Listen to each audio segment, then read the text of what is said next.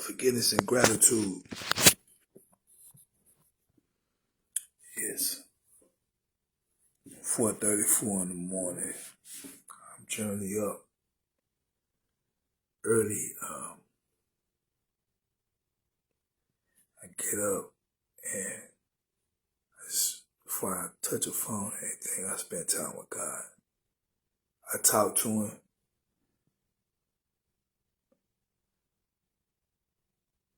To develop my relationship that I might be aligned. And in the process of my reflection, I felt necessary to share. So maybe in the process of what I'm going through, someone else can find healing.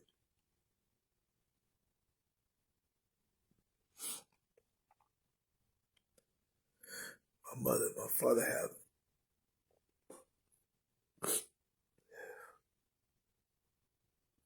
my father has Alzheimer's and my mother has dementia. I'm the only child. And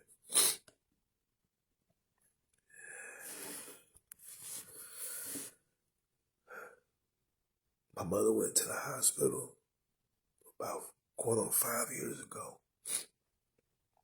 And she went to ICU. And every time she would stand up, her blood pressure would go to 0. At this point, I'm the only person in the hospital with her. Every day, day in and day out, I'm there. For months, I kind of moved into the hospital. And as it's time for my mom to come out the hospital,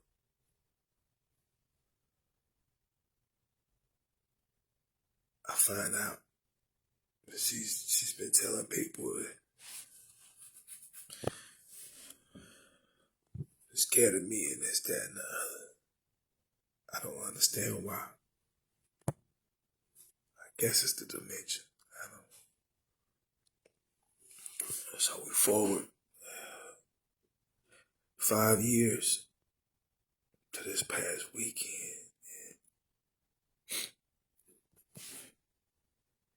I have a conversation with my cousin who died in this process. My mama saying these things that cause people to turn against me, right? And I've been professing my innocence amongst folks for years. And when I have a conversation with my mom, she, hey, you'll come stay with me. But when it's me and her having that conversation, it's someone else. And this is not to tear my mother down. This is to attest to understanding what dementia does to one's brain, right? Because our brain controls our thought processes and everything, right? And so God told me to go to where my mom was at, and this past weekend, Friday. And make a long story short, I put my mom to the side. I say, Mama,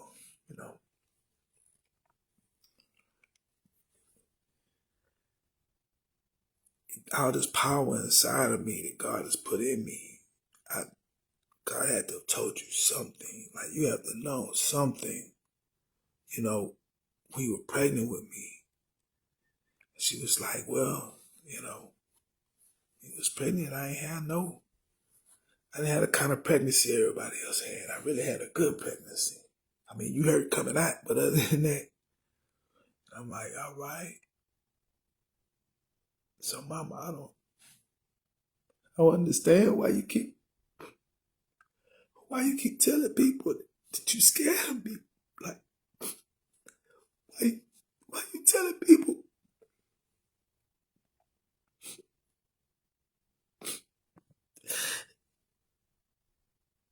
this, that, and the other. There's other things. I'm not trying to go off into all the things that's being said because that's not what it's about. My mom looks me in my eyes and she grabs my hand and she says, Chad, I'm not telling people stuff like that.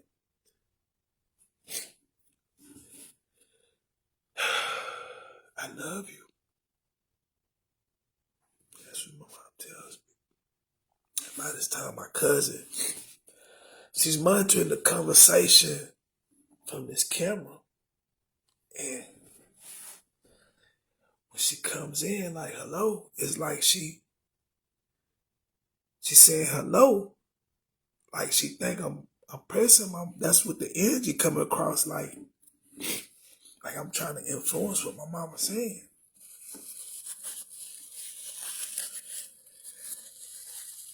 And my mama like, and my cousin like, is everything all right? And my mom like, yeah, I'm just talking to my son. Just casually like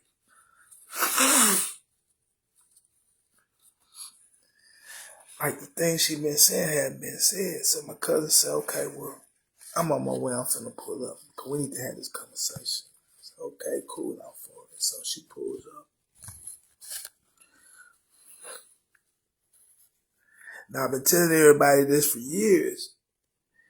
Everybody looking at me side eye like, yeah, right?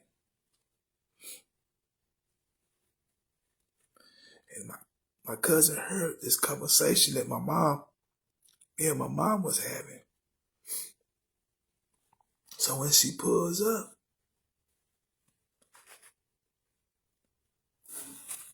we start having a conversation. And my mama denied ever saying anything, but then turn around.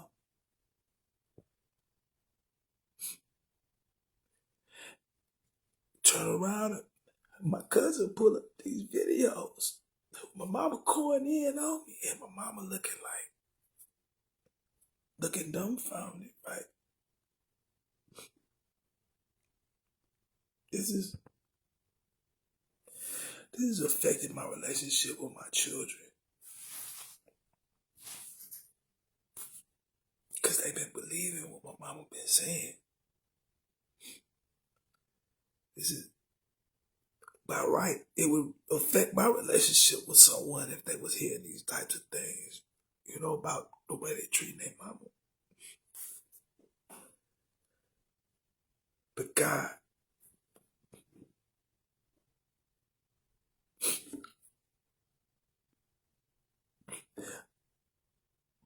told me to move. And in the process of me staying aligned with God say, he been telling me, I'm going to vindicate you. I'm going to vindicate you. And me and my aunt was having a conversation about it. A lot of people don't get vindicated until after they dead and gone. That's what she say. Yeah, but that ain't what God told me. God told me he's going to come off the throne himself and vindicate me himself. So God just told me to go over there now. So I just go. I try to stay in alignment and divine timing. So God told me to go. I just went. And God had his way.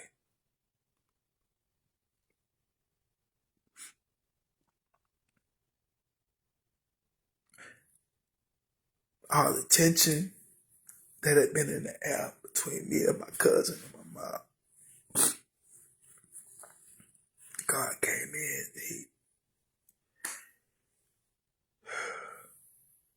He dissipated. Like,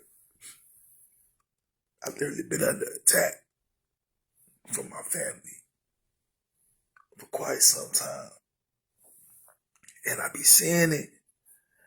But I just keep praying. And I think I don't know. what's been going on while it's been going on, and I see it and I observe, and God just say, be still and know that I'm God.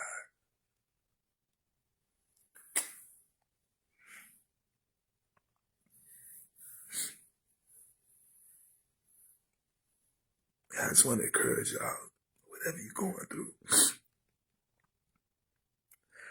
be still, get in alignment, and be still,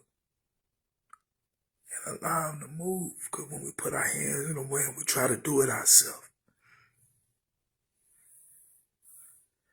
we get in the way and we mess it up. Kind of like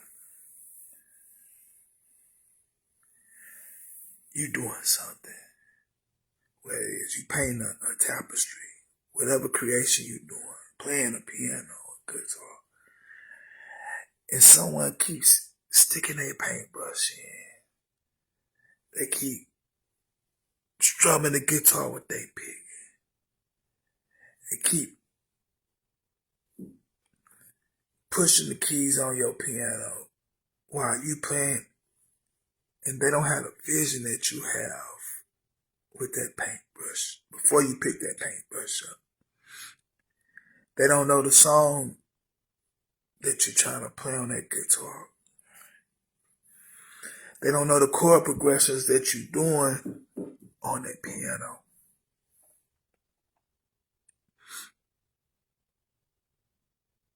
Let go. Align and get in divine timing.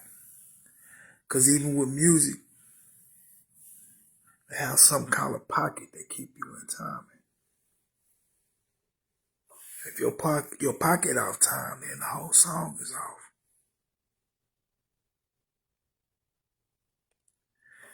I just want to encourage everybody, get in pocket, that you be in divine timing and alignment.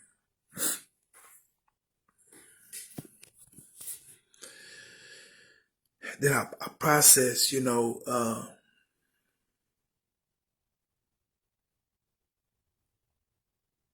David was in the wilderness for 3 years before he became king.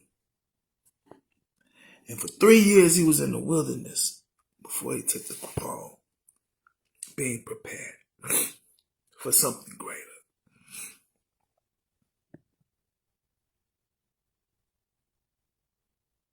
Ali, at the height of his career, he was put in the penitentiary for 3 years. But he metamorphosed. He transformed into something stronger and greater by the time he came out, not just in the ring, but as a man of resilience, character, and integrity. Joseph, sold into slavery to the Moabites by his brothers.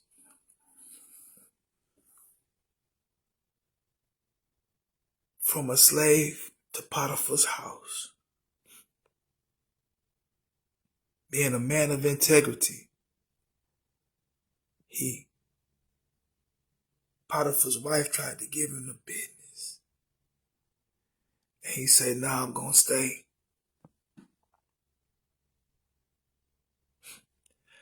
I'm going to stay in character and integrity. I'm going to stay in line with the Most High, that I can stay in divine timing." And in the process, he fled. He ran, but he left his cloak in the process of him hurrying. And she turned around on it and told Potiphar that he tried to have his way with her. And that put Joseph in prison, in the pit. And 3 years later, after prophesying to two men, one being the Pharaoh's cupbearer.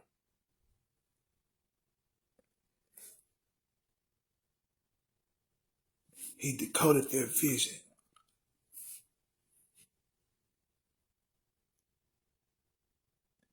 So when the Pharaoh had the vision,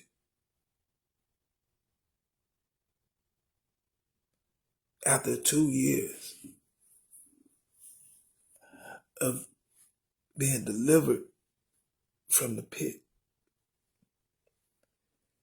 the cupbearer finally remembered Joseph is a man that could decode the vision for the Pharaoh, because Pharaoh, everybody called, no one could decode the vision. And when Joseph came, he decoded the vision for Pharaoh. Pharaoh elevated Joseph over all the lands to be the second most powerful person next to him. And in decoding the vision,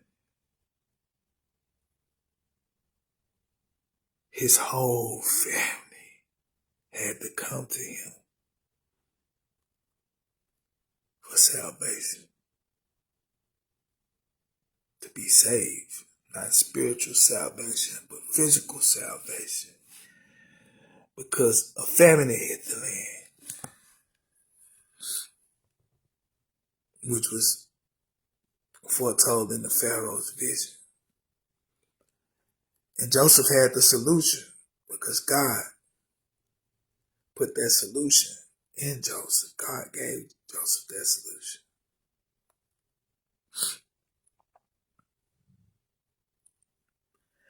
Because once again, Joseph stood still and let God work. I want to encourage y'all, no matter what your situation is, get in alignment and stay in divine timing. Because let me tell you, being in alignment and in divine timing, God has elevated me, supplied my needs, giving me a doctorate in divinity, giving me a Volvo paid for, a Volvo, not a Volvo, a Volvo paid for. You understand what I'm saying? Take care of my bills. All I do is ministry. I just go teach about love. What love means, that we love ourselves better, that we love each other better, that we change the world together.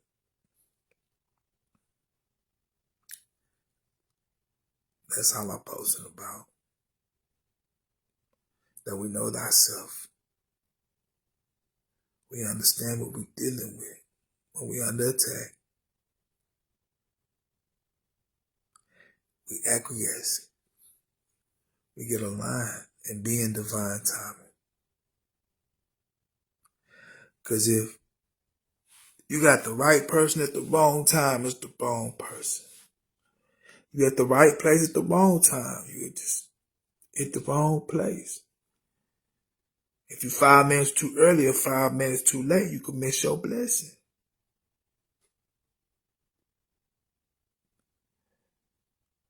You can, if you don't like the word blessing, whatever is for you,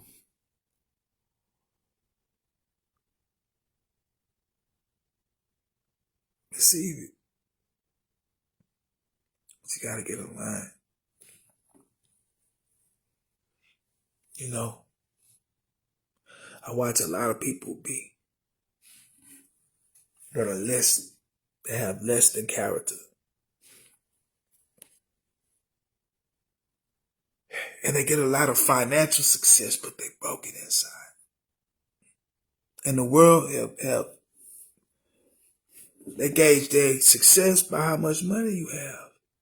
Success have 5 components: mental, physical, spiritual, emotional, and financial. There's 5 components. So I mean, that's a continuous juggling act of 5 items. And when you only focusing on one component, the financial, there's a lot of people who are filthy rich. They commit suicide because all they have is financial success. No mental, no emotional. The mental, they don't have no peace here. They wind up going crazy. Emotional, they blow up. They have no self-control. Emotional wreck. Physical, health failing. All that money and won't eat right.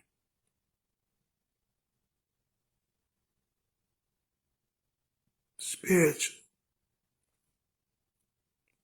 they don't even know how to get to the I am. And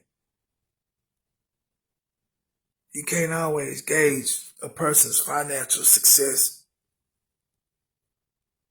by their own personal fortitude, because a lot of folk, they have financial success because they was born into it.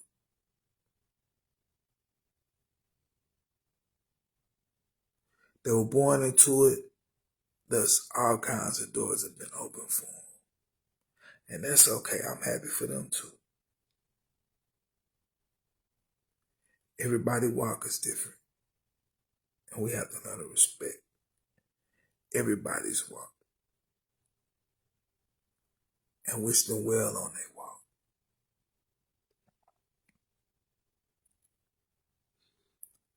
Mental, physical, spiritual, emotional, and financial.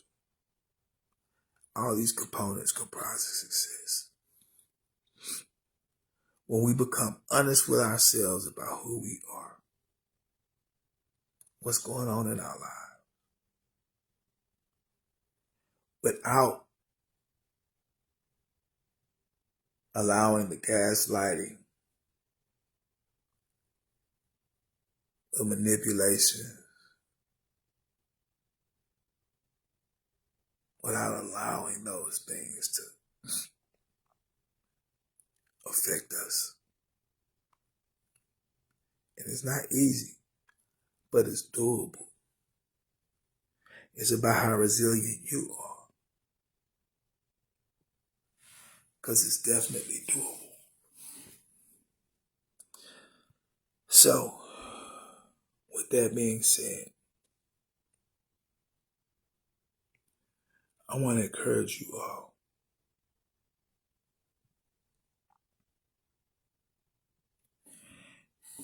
Humanity says that it's human nature that we experience emotion. There's nothing wrong with us being emotional. There's something wrong with acting on emotion.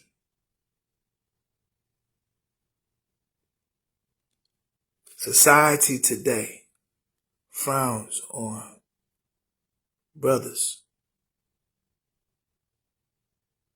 people, but mainly brothers, that show emotion. Society has lost the full ramifications of what it means to be human. It's a humane society for dogs, but it's not a humane society for the melanin rich. If you kick a dog, the whole world is in an outrage. But a brother getting stomped out, you ask, what did he do? Come on now. I just want to challenge y'all to be better. Get into your humane. And all you brothers and sisters out there with skin color like mine, this melanin is your hue. You are human. But you don't know what it means to be a human. Because you kill each other over stepping over each other's shoes, over parking spots, or what you look at. You looking at me. You looking at my woman. Well, you let her come out with her behind hanging out the bottom of her dress. Cause and effect. So, when you chose her, you knew she was appealing to the eye. And you knew when she walked out with her behind cheeks hanging out the bottom of her dress, folks was gonna look. So what you getting an attitude for? And you should have put that that should have came to a stop before it became a problem. Because now you get out and other brothers that are self-sabotagers, they gonna sabotage themselves because they don't have no respect for themselves. And then sabotage you and her. So now you and him getting into it behind her, you in jail, and them cheeks getting clapped by somebody else. Because she's still walking out with him hanging out the bottom. Now you in jail stressing, trying to get a phone call in. Come on, man. Like, know thyself. Get to the I am. What Kevin Samuels called high value, brothers. Know your value. You know, I had sex in about a year. I haven't had no by choice. Look at this. See that smile? Yeah. And women still come to me and tell me how gorgeous I am. But I ain't looking for what every woman got to offer. Because it's still your peace. The home's supposed to be your place of refuge. So, with that being said, get to the I am. Choose your battles.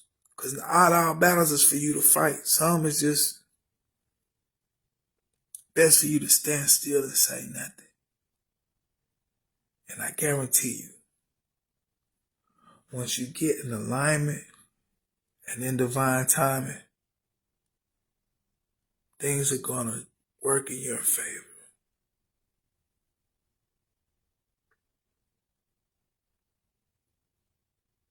And if it don't work for your favor, it's going to work for your ancestors. Believe me, it's a plan. But it's like joining school. When you sign up for a course, there's a lesson plan given to you. A syllabus. When you stick to the plan, you graduate the course. If you get halfway through the plan and stop, you don't achieve your next level. These are the keys, or some of them, to get to the I am and knowing thyself. With that being said, I want to encourage you all. Love one another and love yourself first. This is Dr. Chad E. Lewis.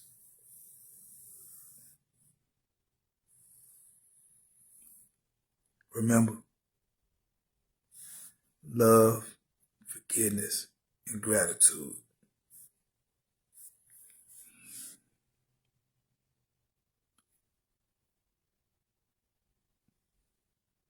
Remember, God don't like ugly.